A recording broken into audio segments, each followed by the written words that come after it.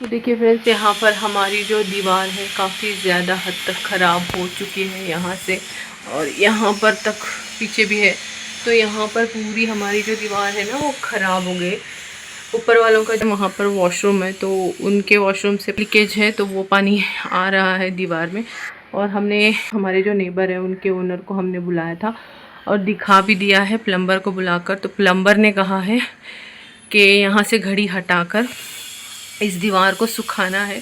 अब देखते हैं कब तक सूखती है। वैसे तो जब से ऊपर वालों का वॉल बंद किया गया है, फ्लश का वॉल उन्होंने बंद कर दिया है वॉशरूम का, तो तब से थोड़ा सा मुझे लग रहा है कि ऊपर से सूखा है, बट गीला अभी भी है इसमें काफ़ी ज़्यादा। यहाँ पर आप देख सकते हैं अभी अभी जस्ट मैंने घड़ी हटाई है तो यहाँ पर इतना सूख रहा है, वरना ये बिल्कुल भी सूख नहीं रहा था। तो अब मैंने इसको सुखाने के लिए निकाला है। और यहाँ पर हमारी ये जो घड़ी है ना, वहाँ पर दीवार ख़राब होने की वजह से घड़ी के अंदर भी फंगस आने लगा है। तो अब मैं इसको फंगस है उसको निकाल दूँगी। और ये जो घड़ी है हमें अज़मा के एडमिशन के टाइम पे मिली है, मतलब कि अज़मा का जब एडमिशन हुआ था तब ये घड़ी हमें मिली थी। तो आ गया, अब इसको ओपन करेंगे पीछे से। तो यहाँ पर सारे स्क्रू पूरे खोल लेंगे, फिर इसके बाद अंदर से इसको क्लीन। तो देखिए फ्रेंड्स, पिछले साल हम अपने घर के लिए वॉल क्लॉक ख़रीदने वाले थे अज़मा के एडमिशन से पहले। तो अज़मा पिछले साल से इस नए स्कूल में जा रही है, तो हम लोग ख़रीदने वाले थे। लेकिन जब अज़मा का स्कूल का एडमिशन हुआ तो हमें स्कूल से ही एडमिशन के टाइम पे ये घड़ी मिली थी। तो इस घड़ी में अज़मा के स्कूल का नाम मेंशन किया गया है, तो इसी वजह से मैं इस घड़ी को ब्लर कर रही हूँ, क्योंकि ना सेफ़्टी पर्पज़ होता है, मतलब कि अज़मा की सेफ़्टी हो या फिर इसी स्कूल से रिलेटेड कोई और बच्चे की भी सेफ़्टी हो। क्योंकि मेरे जो वीडियोज़ हैं अब काफ़ी लोग देखने लगे हैं, तो इस वजह से थोड़ा सा डर लगता है, तो मैं थोड़ा सा ब्लर करती हूँ जहाँ पर भी अज़मा के स्कूल का नाम आता है। तो देखिए फ्रेंड्स, यहाँ पर जो घड़ी थी उसको खोल लिया था। अब मैंने यहाँ पर घड़ी को साफ़ कर लिया है। अब घड़ी को साफ़ करने के बाद ये जो ग्लास आप देख रहे हो, ये ग्लास नहीं है, ये फाइबर का है।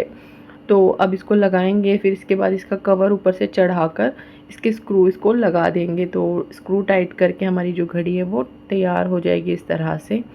तो अब मुझे इसके जो स्क्रू हैं वो बिठाने होंगे, तो चलिए इसको फिटिंग करते हैं।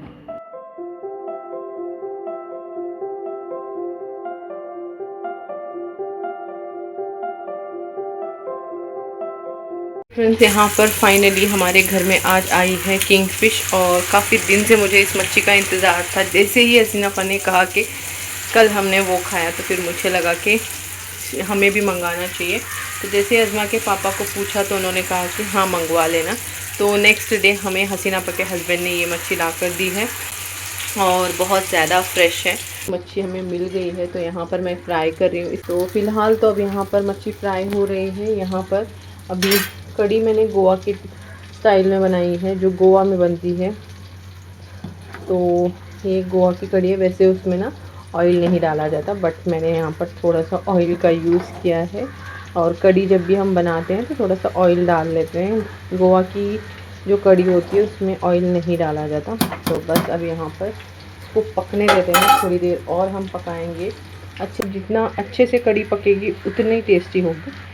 तो देखिए फ्रेंड्स, अभी हो चुकी है नेक्स्ट मॉर्निंग, और अब यहाँ पर मैं हमारी जो कार है उसका नंबर प्लेट अज़मा के पापा ने निकाल लिया था। पता नहीं क्यों उन्होंने कुछ नया नंबर प्लेट बनाया था, तो यहाँ पर घर पे लेकर आए थे।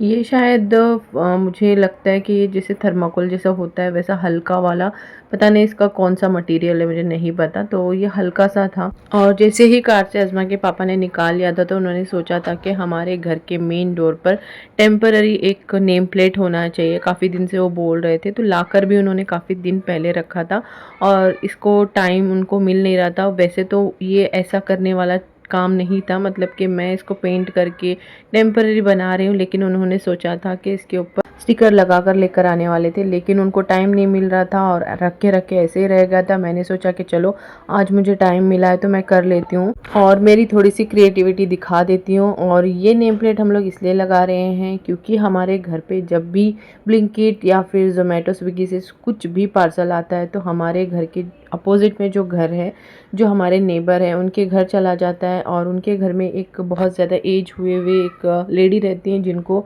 हमारे घर वो आते जाते तो हैं, हमें बात अच्छे से करते हैं, लेकिन वो पहचानते नहीं हैं। जब भी उनके घर कोई आता है पार्सल, तो वो मतलब पहचानने से इनकार कर देते हैं या फिर उनको पहचान में नहीं आते, तो इस वजह से वो भेज देते हैं वापस से, वो हमारा पार्सल वापस चला जाता है। इस वजह से मैंने सोचा कि चलो अब बना ही देते हैं। तो यहाँ पर देखिए मैंने इस तरह से बना लिया है, इसको लगाना है अब हमारे मेन डोर पे। उसको बनाने के बाद यहाँ पर आप देख सकते हैं हमारा लिविंग एरिया की हालत, क्योंकि ना अभी झाड़ू पोछा सब काम हो गया था। इसके बाद मुझे लगा कि नहीं, आज फाइनली करना ही है। तो करने के बाद हमारे लिविंग एरिया की हालत कुछ इस तरह से है कि बहुत ही ज़्यादा मेसी हो गया है। अब मतलब कुछ पाने के लिए कुछ खोना तो पड़ता है, तो अब कोई नहीं, मैं इसको क्लीन कर लूँगी।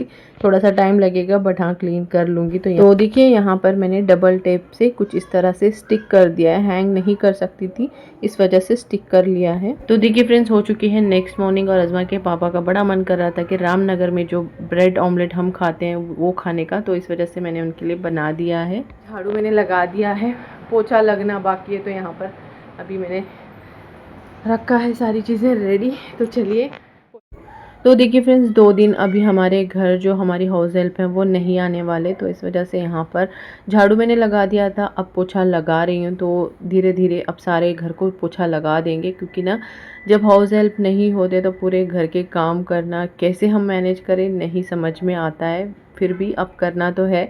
तो बस यहाँ पर जल्दी जल्दी से मैंने सारे कोनों को अच्छे से साफ़ कर लिया, और मुझे लगा कि हमारे जो स्टेप्स हैं उनको भी क्लीन करना चाहिए, हमारी जो बिल्डिंग के स्टेप्स हैं वो भी मैंने लगे हाथ साफ़ कर ही दिए। तो पूरे घर के काम करने में एक अलग मेहनत लगती है, लेकिन हाँ, सबसे ज़्यादा मुझे मेहनत झाड़ू पोछे में ही लगती है। बर्तन तो खैर हम खड़े खड़े धो सकते हैं। तो जैसे पोछा लगा रही थी वैसे कचरे वाला भी आ गया था, तो फिर मुझे लगा कि चलो उसको भी लगे हाथ बाहर रख ही देते हैं। तो मैंने कचरा जो है बाहर रख दिया, वरना क्या होता है कि अगर थोड़ा सा भी हम भूल जाएं तो वो नीचे जल्दी से आकर चला जाता है, और फिर मुझे नीचे तक जाना पड़ता है कचरा देने के लिए। तो इस वजह से मैंने सोचा जल्दी से पहले उसको रख देते हैं। जैसे उसकी सीटी की आवाज़ आ जाती है तो फिर मैं उसको बाहर रख देती हूँ, वरना फिर मुझे नीचे जाना पड़ता है।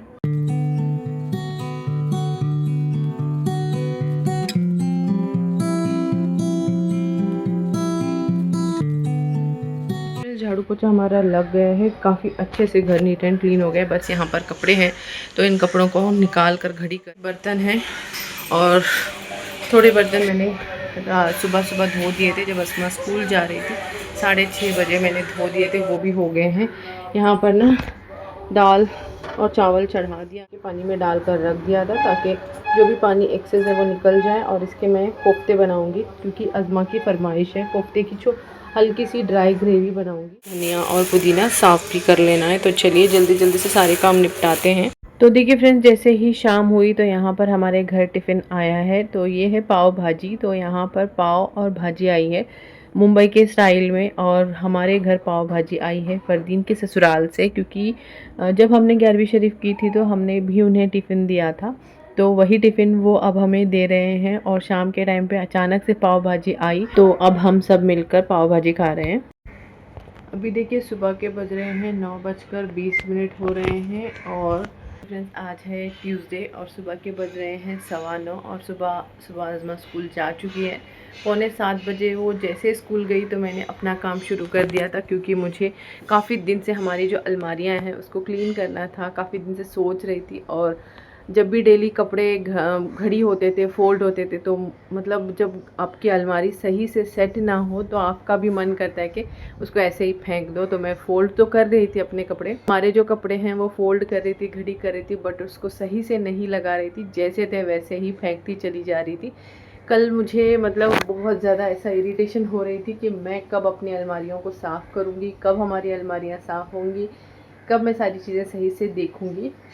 क्योंकि आने के बाद वैसे तो जैसे मतलब वहाँ से आई तो सारे कपड़े मैंने अच्छे से रखने की कोशिश की थी, जैसे फ़ोल्ड किए हुए थे, लेकिन थोड़ी सी भी मतलब होता है ना, एक अच्छा नहीं लगता है थोड़ा सा भी अगर ऊपर नीचे हो जाए फोल्डिंग में। और ख़ासकर अज़मा और अज़मा के पापा दोनों अलमारियाँ, मतलब उनका दोनों का जो सेक्शन होता है वो बिल्कुल सही से नहीं रखते हैं। कुछ भी कपड़े लेते हैं वो उसको ऐसे ही फेंक देते हैं। तो मैंने सोचा था कि मैं उसको करूँगी, क्लीन करना है, बट कब होगा कब करूँगी ये नहीं पता था। फाइनली आज हो गया है, अच्छा लग रहा है। तो चलिए दिखाती हूँ किस तरह से मैंने ऑर्गेनाइज। तो देखिए फ्रेंड्स, यहाँ पर ये है अज़मा के पापा का सेक्शन, जो ऊपर से नीचे तक आप देख रहे हो। ऊपर वाला सेक्शन है जहाँ पर मैं बुर्के और अज़मा के यूनिफॉर्म्स रखती हूँ। तो उसमें ज़्यादा कुछ करना नहीं पड़ा, लेकिन हाँ, अज़मा के पापा का जो सेक्शन था वो बहुत ज़्यादा मैस हो पड़ा था। और यहाँ पर कुछ कपड़े निकले थे अज़मा के पापा के, जो कि किसी ज़रूरतमंद को देने थे, तो वो मैंने निकाल लिए हैं। तो देखिए फ्रेंड्स, यहाँ पर हमारा ये जो शेल्फ़ है, इसको भी हमने काफ़ी ज़्यादा मस्त कर दिया था। तो मैंने इसको ऊपर से नीचे तक पूरा अच्छे से निकाल कर साफ़ सुथरा क्लीन कर दिया। एक एक चीज़ निकाल कर अच्छे से घड़ी कर लिया। तो अब जाकर ये बहुत अच्छा नीट एंड क्लीन लग रहा है। तो सारी चीज़ें मैंने यहाँ पर बहुत अच्छे से रख ली है, और जो वेस्ट चीज़ें थी जो कि मैंने रखा था उसको मैंने हटा दिया है। और बारी आती है अब यहाँ पर मेरा और अज़मा का सेक्शन। तो यहाँ पर मैंने सारी चीज़ें अज़मा की थोड़ी सी ऊपर से नीचे, नीचे से ऊपर कर दी है। और मेरी यहाँ पर अज़मा के जहाँ पर डेली वेयर के कपड़े आप देख रहे हो, वहाँ पर मेरे बैग्स, क्लचेस वगैरह होते थे, तो मैंने उनको चेंज करके उस साइड में कर दिया है। थोड़ा सा चेंज होना भी ज़रूरी है, थोड़ा सा देखने के लिए भी अच्छा लगना चाहिए। जैसे थोड़ा सा चेंज हो जाता है ना, तो लगता है कि हाँ कुछ चेंज किया है, थोड़ा सा अच्छा लगता है। मेरे तो आँखों को थोड़ा सा मतलब चेंज हो जाए तो अच्छा लगता है। तो बस यहाँ पर मैंने चेंज कर दिया है। मेरा और अज़मा का सेक्शन भी क्लीन हो गया माशाल्लाह से, बहुत अच्छा लग रहा है। जब भी मैस हो जाता है ना, तो बहुत बहुत ज़्यादा चिढ़ मचती है। और अज़मा को अब मैंने बोला है कि अब बिल्कुल भी तुम्हें मैस नहीं करना है। काफ़ी मेहनत लग गई है मुझे इसको करने को सेट करने में। मुझे तकरीबन 2.5 घंटे लग गए हैं, और ऐसा ही होता है। अलमारियों को रखने में मुझे काफ़ी टाइम हो गया है, तो इस वजह से 2.5 घंटे लग गए हैं। काफ़ी दिन हो गए थे नहीं क्लीन किया। आज दिल को सुकून मिला है कि हाँ मैंने ठीक कर लिया, सारी चीज़ें क्लीन हो गई है। तो देखिए फ्रेंड्स, आज है थर्सडे, और आज का जो ब्लॉग है वो शुरू कर दिया है। वैसे तो मैंने जितना हो सक रहा है उतना मैं डेली थोड़ा बहुत जितना हो सकता है उतना शूट करके रख रही हूँ। बट अब ब्लॉग कब तक जाएगा मुझे एग्जैक्टली नहीं पता है। यहाँ पर आप देख सकते हैं कपड़े मेरे स्टिचिंग के लिए लगा दिए हैं। ये अज़मा के कपड़े हैं, अभी 2 हैं, तो आज इनको फिनिश करना है। और इसके अलावा जो कपड़े थे जो मैंने कटिंग किए थे अभी अभी हुबली से लाए हुए, वो सब ख़त्म हो गए हैं। आपा के भी मैंने आपा को स्टिच करके दे दिया, और मेरी खुद के लिए जो कटिंग की थी वो भी स्टिच हो गए हैं। बस अब बचे हुए तो अज़मा के हैं, तो वो आज मैं ख़त्म कर लूँगी। और यहाँ पर देखिए, पिछली बार जब कटिंग करके हुबली से लेकर आई थी, तो उसमें से भी कई सारे कपड़े जो है बचे हुए हैं, उनको मैंने स्टिच नहीं किया था क्योंकि हुबली जाना था। तो इस वजह से मैंने सोचा था कि आने के बाद मैं इनको स्टिच करूँगी। तो मैंने सारे जो कपड़े थे वो निकाल कर यहाँ पर रखे हैं, ताकि मुझे हमारी जो अलमीरा है वो खाली मिले। और जो कपड़े थे उनको हटा दिया है, यहाँ पर रख दिया, ताकि रोज़ देखूँगी तो एक एक करके मैं स्टिच करूँगी। फ़िलहाल देखो, अब ये सारे कपड़े स्टिच करने में काफ़ी टाइम लगने वाला है, अब नहीं करूँगी। अब यहाँ पर मैंने जो अज़मा के कपड़े हैं उनको ले लिया है। आपा के 2 जोड़ मैंने स्टिच कर दिए, मेरे 3 जोड़ हो गए। और मेरी जो व्लॉगिंग है मैंने उसको थोड़ा सा रोक रखा है, क्योंकि अगर ब्लॉगिंग करूँगी तो स्टिचिंग नहीं होगी, स्टिचिंग करूँगी तो ब्लॉगिंग नहीं हो सकती।